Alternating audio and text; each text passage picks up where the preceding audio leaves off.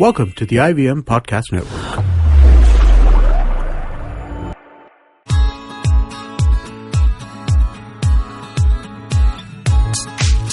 Hey everyone, thank you for tuning in yet again to the Stylogram Podcast, your one-stop shop for trends, fashion forecasts, tips and tricks and celebrity style.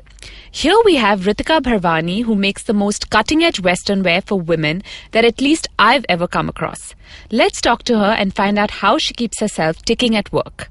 Hi Ritika, thank you so much for coming in and talking to us. Hi Malika, it's lovely to be here. Our pleasure. So Ritika, tell our listeners how you grew up and where you grew up and how you got into the space. So I've been a Bombay girl actually. I've been born and brought up in Bombay. I've done my schooling here. And also I've also done my undergrad over here. I did my fashion design at SNDT. So I think at a very early age when I was finishing school and just starting my junior college, which I did at HR, I think I was kind of inclined towards fashion.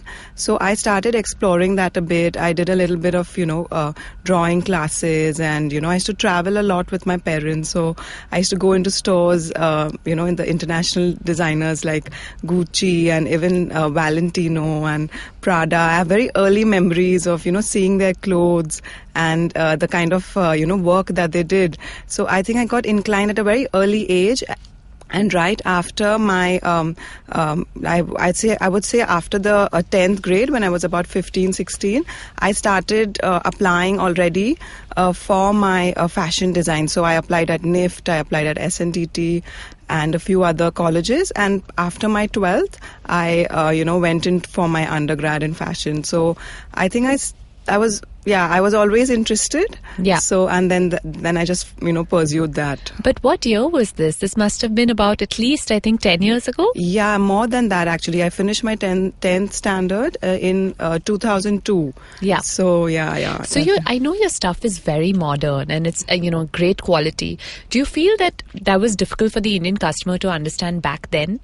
So I actually honestly launched my label in 2011. So it's been a long journey because I did my postgrad after that. So yeah, definitely when I started 5 years ago, a lot of the, consumers wouldn't understand why something would cost as much. Right. Because we pay so much attention on the detail and the finish. We use only the best quality fabrics. A lot of, thought goes into the embellishment and the finish. So yeah, I would definitely say initially, because I think the market was still growing. Just to educate them. I think now there's a lot more exposure towards why people would pay. And especially with Indians, we're very peculiar in that way. Like if we're paying a lot, you don't understand what a simple silhouette could actually cost more money than something which is very embellished, because it's all about the structure of the garment and how it fits you. Yeah, I completely agree with you, Malika, in fact, because even the construction, like you do a corset fit or you use boning and you use a lot of international materials inside as well, and to explain that to a consumer is really, really hard. All because they see is the outside. Yeah. Exactly. So I would say definitely it's become better over the years. I feel the consumers are willing to, in fact, pay extra for that special finish or that international kind of finish. But yeah, it's been a journey. Being a recognized brand helps, I think. Definitely. I think now over the years, since people have kind of, have been heard relating your to brand. Relating people to the don't brand. mind paying for the brand, I think. Exactly, that definitely helps. Initially, it was really, really hard, but when now, you enter. Now, in fact, people come to us for the finish, for the fit. They're like, they keep coming back. I have a lot of repeat customers because they lovely. love the fit and that must the feel finish. good, I'm sure. Yes. So, walk us through the creative process that a designer goes through before we see the final product. So we do two main collections a year, the autumn, winter and spring, summer. So the work starts like many months before. So we, start with just the initial ideas. My travels inspire me a lot. So the art, culture, architecture, the beauty of the natural beauty of a place really inspires me. So every season is inspired by a different theme. So initially it's just a few pictures, few thoughts that we put down on the board, so we call that the mood board. Yeah. And, post that, we kind of make a few color, samples. And we also look at the forecast. Yeah. So we follow a forecast. So, the colors and the fabrics and the themes are also in line with the international forecast. So it's not like a random theme which the customer thinks is just like something that you thought on the top of your head. There's a lot of work that's gone into deciding it. Yes, lots of work, definitely. I know one of your themes was butterflies, right? If I'm not mistaken. Yes. So that collection was called Wings of Desire. Right. And I was inspired by my travels to the Iguazu Falls in Argentina. Okay. So basically, there were a lot of butterflies, and the theme was left with me when I finished my travels. So when I came and I put it into life, we did a butterfly digital print, and we did the motive, and the silhouettes were inspired from that. So it was a lot of fun, definitely. Yeah. So once you design your mood board and stuff, then you actually go out and start designing the various outfits with that one theme in it. Yes. And then you put it into production, which is also very challenging, because then you need to make sure that your design is executed and the quality is maintained. Yes, exactly. So after the mood board, we also make a couple of samples. We play around with the prints and the embroidery motives and do a few muslins.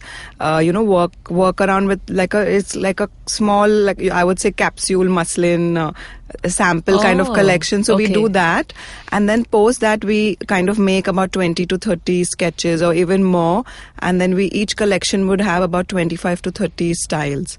Wow. So and sizes and everything as well. Yes. What do you think is the most challenging part of this entire process? I think the main thing is to make 25 to 30 styles, keeping in mind a good balance between good editorial pieces for the press, good pieces that work for the clients as well as for the celebrities.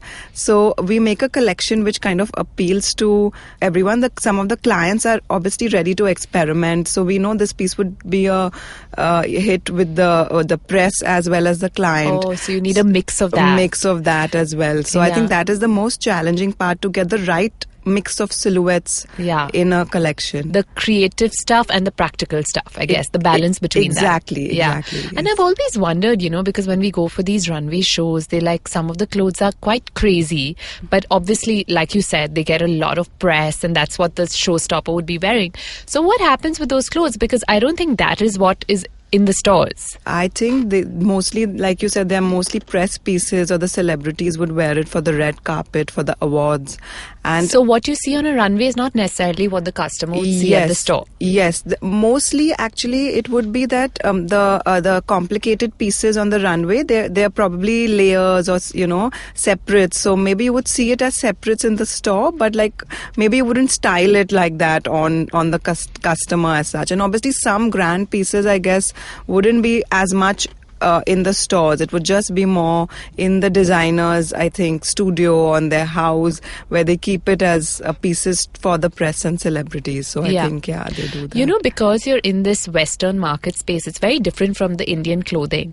How do you think we compare to the international fashion industry? Are we very far behind when it comes to Western wear? I think now there are a lot of designers. I think just in the last few years it's grown a lot, and there are some amazing designers. I feel like Amit Agarwal or a Gauri Raneka are at par or even better than international designers.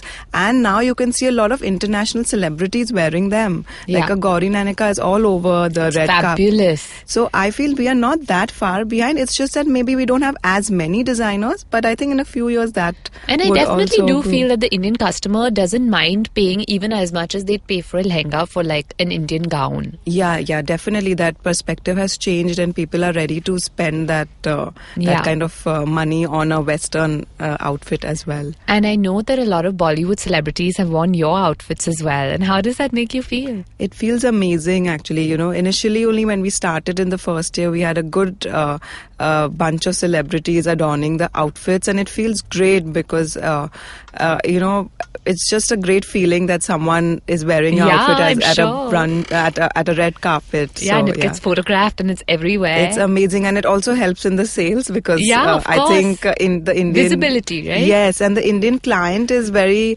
I think, Bollywood inspired, and they kind of come to Totally. us showing that they want this garment, worn by this celebrity. Really? Does that yes, happen? Yes, it does happen. So Wow. it's So great. what was your aha moment when you felt like you made it? I think it would be when there were 2 or 3 points I would say. One is when I did Lakme Fashion Week, Yeah. when I did showcased there, and the other one was when I designed for Sonam Kapoor.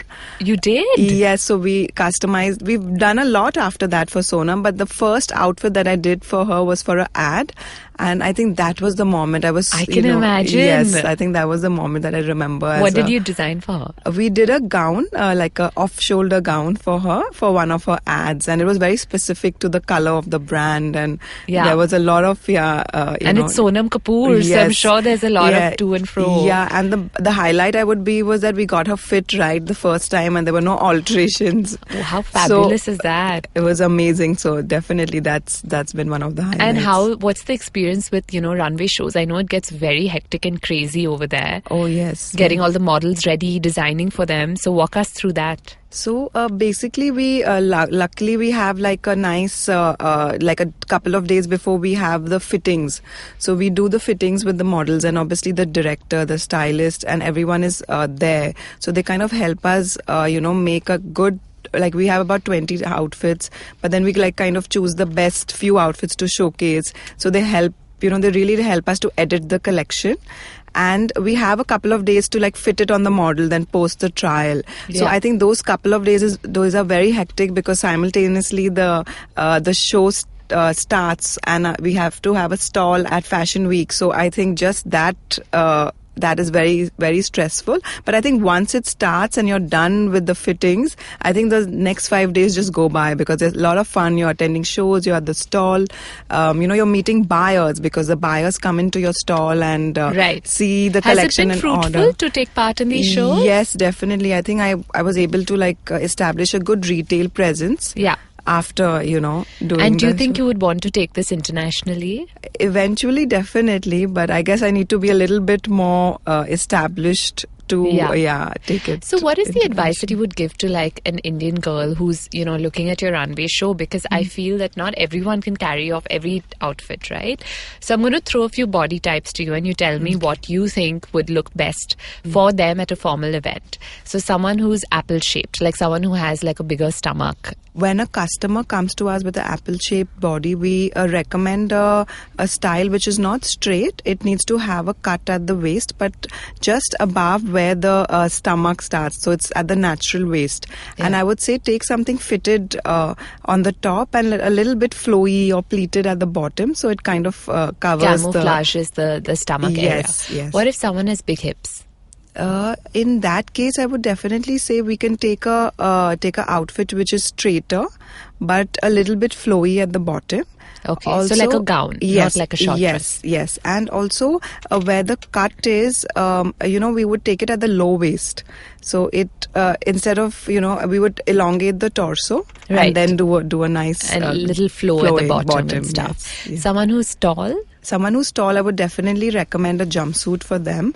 Also, they would be able to carry off a fitted silhouette very well, like a bodycon dress or a fitted gown completely without any seam or any cut at the waist, like a completely fitted A-line yes, sort of thing. Yes, yeah. yes. And someone who's short? Someone who's short, I think, would definitely, I would say don't take something too long. Take something that shows a little bit of leg because then it kind of elongates your height. Take something V-neck instead of a high neck Right. silhouette. So, yeah. Who has been your ideal customer? Like in terms of like body shape, in terms of like their age? We actually had a homemaker who was a mother of two, and she's a regular client. She keeps coming back to us, but she was so fit for her age, and like we tried a lot of outfits, like even if it was a fitted dress or a flowy gown, it would look great on her because I think she was so well groomed Yeah. So I think, and I she think was also as you grow older, you kind of like know a lot more about what will look good on you. A lot more knowledge as opposed to like, in your early 20s. Yes, definitely. Like a lot of the older clients know exactly what they want. They're like, we know this works on us. So you show us a collection, pieces accordingly. So they're so clear. I think even that really helps, that the client has a clear Clarity and vision helps for sure. Yes. And what's your biggest competition right now? I don't know actually, because there are so many. I feel now like a lot of newer, younger designers are there every day. I can't pinpoint to anyone specifically, but I feel there are too many, because I know of so many from my maybe my contemporaries from college, my other people who were in college before me, or junior to me, and everyone has really started off on their own now after working for a few years. So I feel there are so many like this. I can't decide, but there are too many. So how does a designer set themselves apart? Like how do you become like a Manish Malhotra or an Anamika? Like how does that differentiation happen, and how do you set yourself apart? I think it's very important to stick to your aesthetic and what you're known for. A lot of the clients come in and say that, oh, we want this, but you have to design and suggest something that is true to your aesthetic and your style.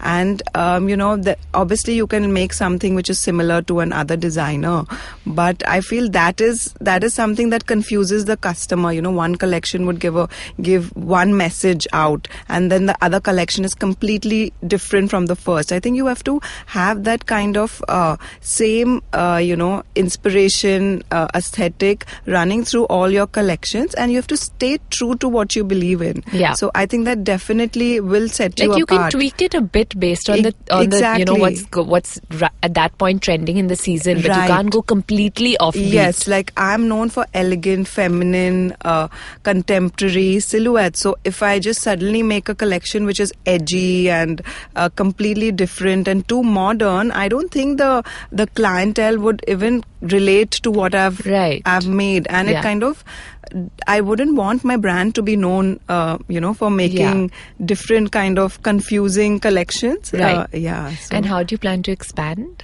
I definitely want to do Amazon India Fashion Week in the next few years. So I feel that would give me a great exposure, because the kind of buyers and press and media which covers that is very different from what I do in Bombay.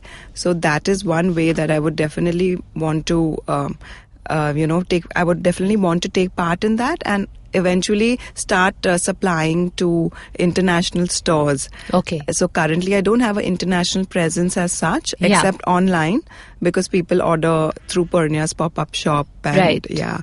But yeah, that's my next. Oh, next lovely. Plan. We look forward to seeing a lot of that, Ritika. Let's take our first break and we'll be right back. It was rated Goregaon's most intelligent podcast. It was the best new podcast of the day when it was launched. And now, the irreverent brand of attempted humor and botched education is coming your way. You have many burning questions. So what is the Brexit? What do mathematicians do, man? I mean... Introducing Simplified, a weekly podcast that deconstructs issues around you, such as, what on earth is Bitcoin? So Bitcoin is just another currency like the rupee or dollar. The difference here is it's a virtual currency. Do resolutions in cameras really matter? They think that just because a number is higher, what they're getting is actually more. And encryption. So encryption, okay, is a process of encoding messages in such a fashion that only the intended recipient sees it in its intended format. Hosted by Narendra Shanoy, a very wise man who can't stop making B.G. Woodhouse references, and Deepak Gopalakrishnan, who calls himself Chuck, a madman who can't stop making poor jokes. Naren, what do you call a forest where you find all the latest news? I don't have a good feeling about that. A topical rainforest. Follow Chuck and Naren as they scour Google and read Wikipedia for you and condense it into language you can understand. Simplified, helping you appear smarter to an audience that knows no different. Welcome back. We're here with Ritika Bharwani, who's going to give us some super cool tips and tricks and fashion trends that she's loving right now. So Ritika, tell us 3 top trends right now. So definitely I would say the structured jumpsuit is a very big trend Okay. this fall. We have it in our collection as well, and it's So explain what is a structured jumpsuit. It's more like it's fitted on the top, and it's like little bit like a narrow kind of fit at the bottom. So it will have some pleat detail, or like it's really fitted instead of like a flowy kind But of is silhouette. that easy for all body types to carry off? I would say that mostly, yeah, depending again on the fabric and how it's, made. But yeah, it would be a little tricky depending on Yeah. what exact cut it is. But Right. yeah, definitely The that's one of structured the jumpsuit, Yes, okay. yes, that's one of the big trends. Also, we have, for the first time, we've experimented with a pant suit, like a jacket and trousers. So that's a really, really, really big trend as well internationally. Okay. And I think that works for different body types because it's tailored to your body. Right. And it can go from a day to night look as well, because we've done it in a formal fabric. So you can wear it at work, or you can wear it for a work event, as well as translate that kind of look, to Right. something for an evening occasion as well. Nice. So that is something that definitely, I would say you should experiment with. Yeah. And the third thing I would say is that you should definitely try a cold shoulder or a off shoulder gown or a huge. dress. That's huge. That's definitely, and I think it's here to stay. It's been here since the last season. Yeah. And I think it's just grown bigger What's this great season. about it is that every person can carry it off. Yes, definitely. And there are so many variations. Like Yeah. you can, use it as a dress, in a gown. You can Super wear- feminine look as well. Yes, definitely. And it suits all body types. Yeah. So, yeah. So give us a funny fashion faux pas that either you've made or that you've seen recently.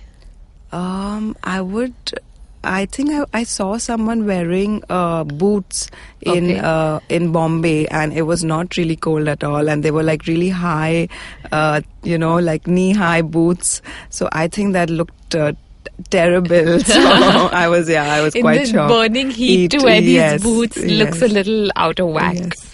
So give us some tips on how someone can maintain their formal Western wear, because I know that with the Indian climate, they get soiled really easily. They get those yellow patches on them. So how do you increase wearability? The best thing to preserve garments is that you should definitely either keep it in a butter paper or in a malmal fabric. Malmal fabric works beautifully because even your embellishment, if there is any on the garment, gets preserved with that. It won't get tarnished because we live in a very humid climate here as well. So it would be really effective to have your, garments wrapped in malmal. Yeah. The other thing would be to also, if there's no embellishment, it would be to hang it in a jacket cover, because if it's a longer garment, it kind of gets preserved in a cover with a zip. So none of the humid climate or anything, or the dust particles or anything that can reach the garment. So And also give us something fun that someone could do with like a gown that they've spent a lot of money on, how they could reinvent it maybe after like a few years. So we've done it for a few clients, honestly. Usually a lot of the garments have a cut at the waist or the low waist. So we kind of separate the two. Okay. And you can use it as a skirt, and you can make another top. How so cool. It'll become like a fusion then, because you can use a flowy bottom and then just make a nice And top. is that easy to do? Yeah, in fact, most of the gowns are unless it's a really structured kind of silhouette, but otherwise it is easy to do. That's such a cool trick. Yeah. And give us, an outfit that maybe, or even just a scarf that you would wear in like multiple ways. Anything that you wish. Give us like 2 or 3 ways of wearing like one thing. I believe a lot in separates. Okay. So in fact, this season we've experimented with this drape jacket. So it can be worn over anything. One way to wear it is over jeans and like a inner. And it's a shimmer linen 2-tone fabric, so it it's quite formal. You can wear it in the night as well, or you can wear it for an evening function as well. And the other way to wear it is basically you can drape it over anything. So you can wear it with a gown, you can wear it with a dress, or you can wear it with like skinny jeans and a top inside. How cool. So yes, so That's really cool. See, and this is what a designer can tell us that we wouldn't think of on our own. Yes. That's really cool. Okay, so now we're going to jump into our rapid fire where we hope to get even cooler answers from you, Ritika. You ready? Yes, I am. Your favorite piece of clothing? Jeans, I think. Is there a particular type of jeans? Like I know distressed are really in right now. Yes, I love distressed denim. I'm like, you can see that I'm wearing that as well. But yeah, that's my favorite. But right now, like I feel like people are going very distressed. Like it's very torn. Would you like that look? I wouldn't. I like it in between, not too much and not too less. So yeah. Most glamorous thing you own? I have these really tall boots that I bought when I was studying in London. So it's like my prized possession. So whenever I travel to a cold country, I always carry them. You don't wear them in Bombay. Definitely not. There's no chance. What is one piece everyone should invest in? I think it would be a nice dress, either a long dress or a shorter dress, but you definitely need to have a formal dress in your wardrobe. It's very, very usable. Yeah. Any color in particular? I think darker colors work because you can use it as a formal dress, like anything like a midnight blue to a emerald green. I would say don't do black because it's been there, done that. Yeah, exactly. Yeah. Style icon? Sonam Kapoor. Yeah? Yes, Is she a muse as well? Yes. I think definitely especially after I designed. Okay, so my next question is best dressed female in Bollywood. I think it would have to be Deepika Padukone and Sonam Kapoor. Okay, Yeah, what do you both. like most about Deepika's style? I think she experiments a lot. She's not afraid to, wear a simple, elegant sari, but at the same time, she would suddenly wear a edgy kind of gown or a pantsuit. So I think she really experiments. And that's she has a fabulous body to go with it. amazing. She's She a can designer's dream. Yes, she can carry anything off. Yeah, really. The best dressed male in Hollywood? This is a tough one. I would say in Hollywood. Okay, let's say Bollywood to make it easier. Oh, I love Hrithik Roshan's style. Yeah? Yes, I Really? do, I've yeah. never really noticed his style. Yeah, actually, I've worked with him earlier. So, You've designed for him? When I was working with my previous designer, so I designed that time for him. But I feel he pays a lot of attention to detail. Yeah. So yeah, I believe he's very particular anyways about his look. Yes, very. One trend you wish went away? I would say the crop top and the skirt. Yeah? It's been there too long now. Yeah. Who epitomizes eternal beauty for you? I think would be from, if you want me to say from Bollywood, Anyone. it would be I think it would be Sri Devi. Okay. She's so elegant. Yeah. What would you wear on the red carpet? Definitely a very hot Ritika gown. Yeah. Monotone or color? Color.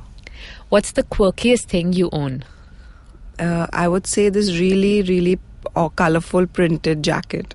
Okay. Your biggest critique? My sister. Okay. Younger sister? No, I have an older sister. Okay. Roses or chocolates? Chocolates. Style is? Style is your personal statement. Okay. Fame or money? Fame. 3 words to describe your workday. Fun, hectic, and stressful. Okay. Favorite accessory? A statement cuff. Okay. Like a hand cuff, is Yes, it? a hand cuff. Like a big one. Yeah. That's so I cool. love them. PJs or a ball gown? What's your go-to outfit? PJs definitely. Yeah? And finally, what makes you smile? I think a fun dinner with my husband after a stressful day. Oh, how sweet. That's really sweet. So on that note, let's end this interview. Thank you so much, Ritika, for talking to us. Hope for lots and lots of success. And I look forward to seeing you around. Thank you so much, Malika. It was lovely talking to you. Thank you so much tuning in for our episode. You can stay in touch with us on Facebook at Stylogram Official and on Instagram at Stylogram_official. In the meanwhile, don't forget to download our episodes from iTunes or SoundCloud. See you soon. Our podcasts bring all the boys to the yard, and damn right, they're better than yours. But you don't need to stand outside in the yard. Just follow IVM Podcasts on Facebook, Twitter and Instagram. We might be on Tinder too. Just go ahead and swipe right.